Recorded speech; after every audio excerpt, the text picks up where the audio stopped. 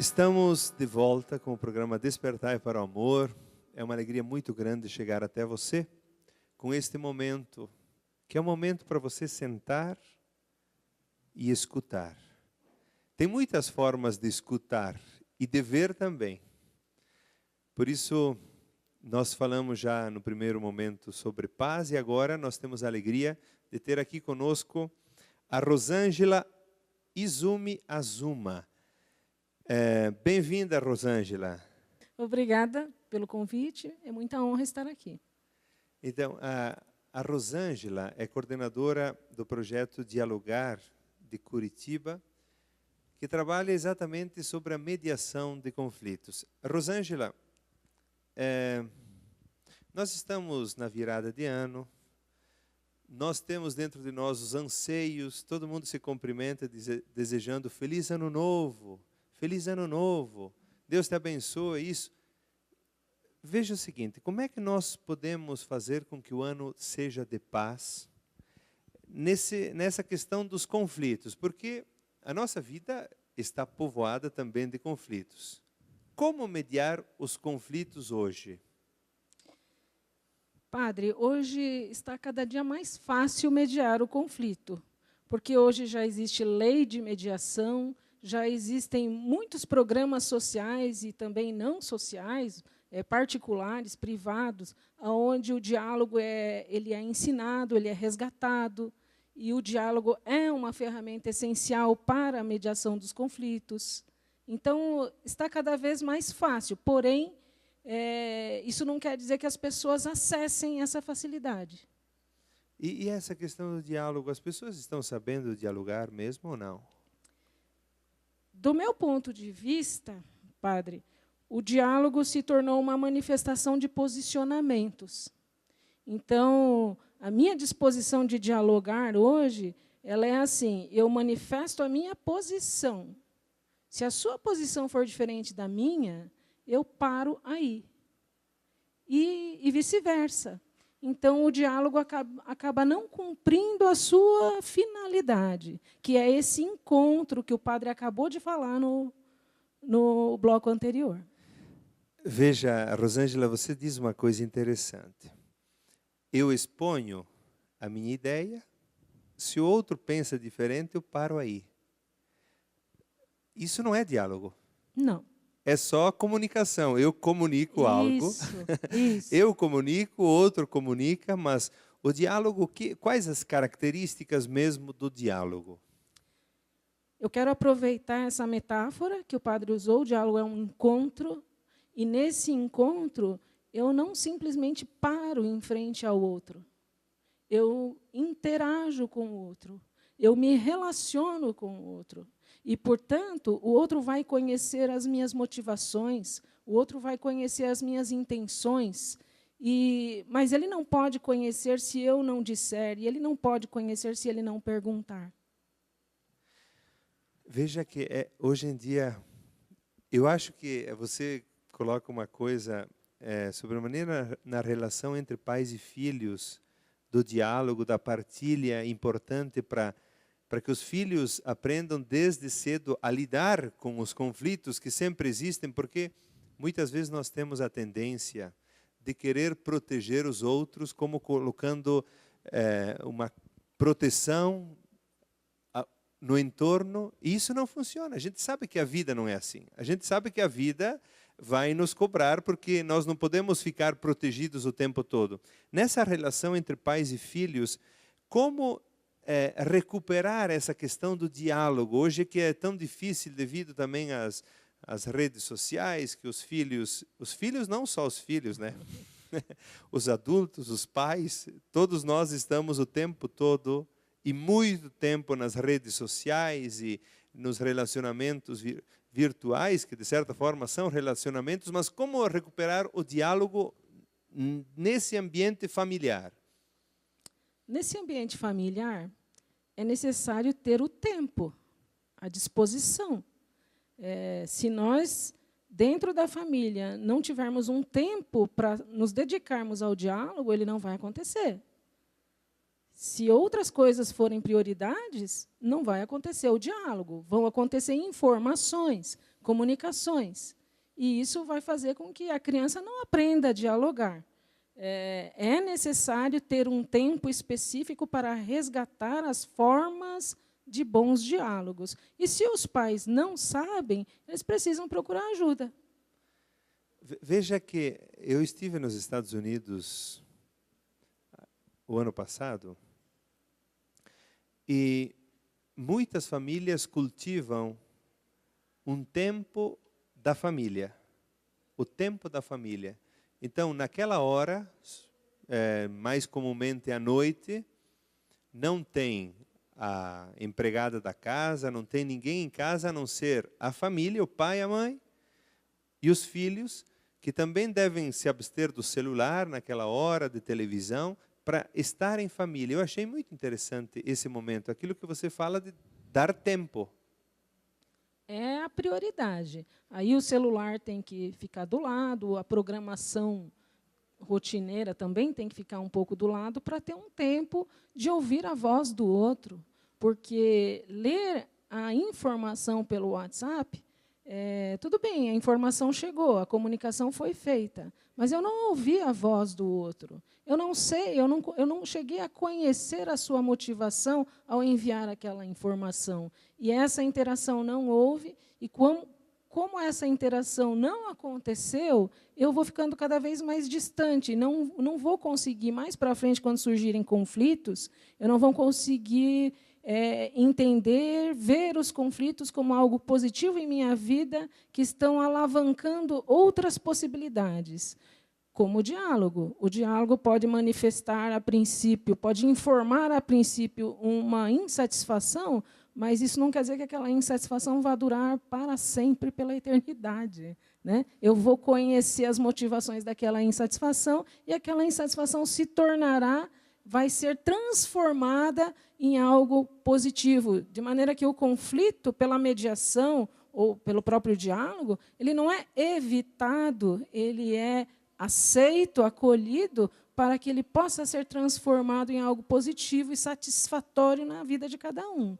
Se a criança ou adulto não sabe fazer isso, em cada momento da vida, onde ele se encontrar com um sinal de conflito, uma insatisfação, uma contrariedade, ele não vai ter aquela iniciativa para transformar aquela situação junto com o outro, como no encontro que o padre, como na metáfora que o padre usou, o diálogo como um encontro, mas não é um encontro que você vai simplesmente parar em frente do outro e falar oi, né? É um encontro onde você vai falar oi, você vai se aproximar, você vai interagir, você vai conhecer as emoções do outro e dar-se a conhecer.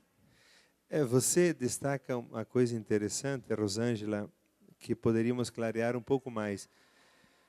Pelo diálogo, também os conflitos são aceitos. Nem sempre se resolve tudo.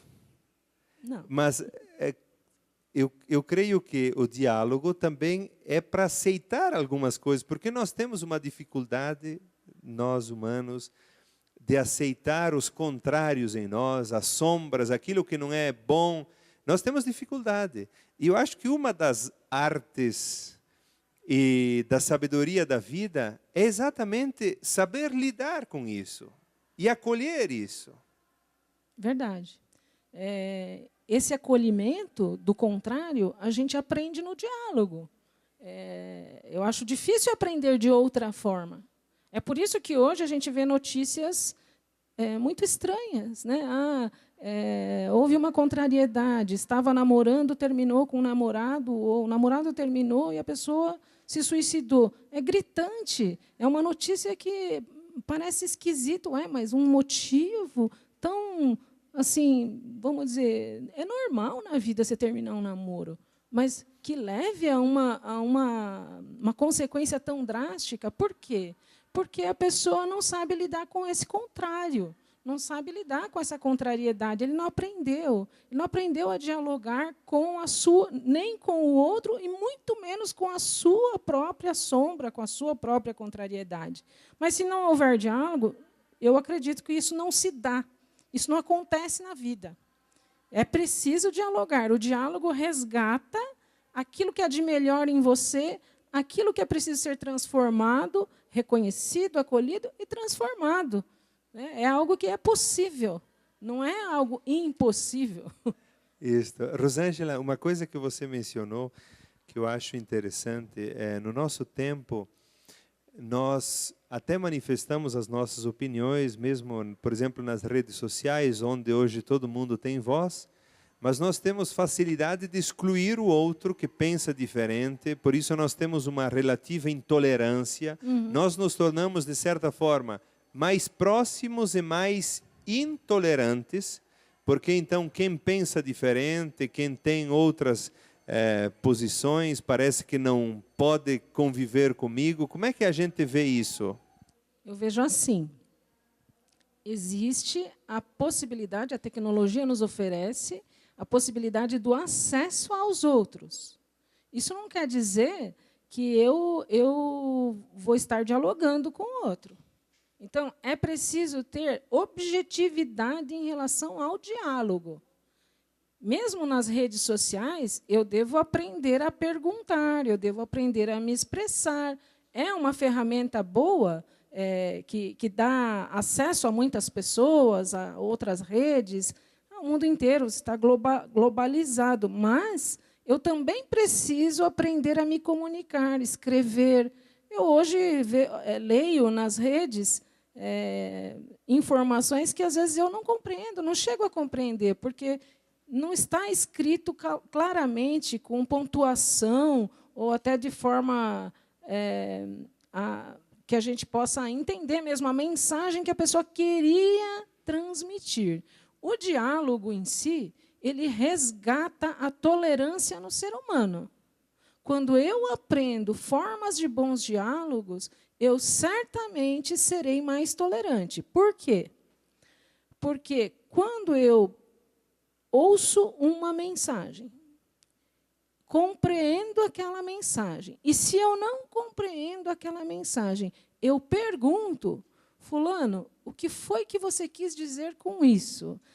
Ou veja se eu compreendi bem, você disse isso, isso, isso. Eu tenho que ter certeza da mensagem que eu ouvi. O diálogo proporciona isso. Uma vez que eu entendi sua motivação, porque ele perguntou, era isso que ele queria me trazer como mensagem, eu consigo colocar em minha mente um lugar para ele.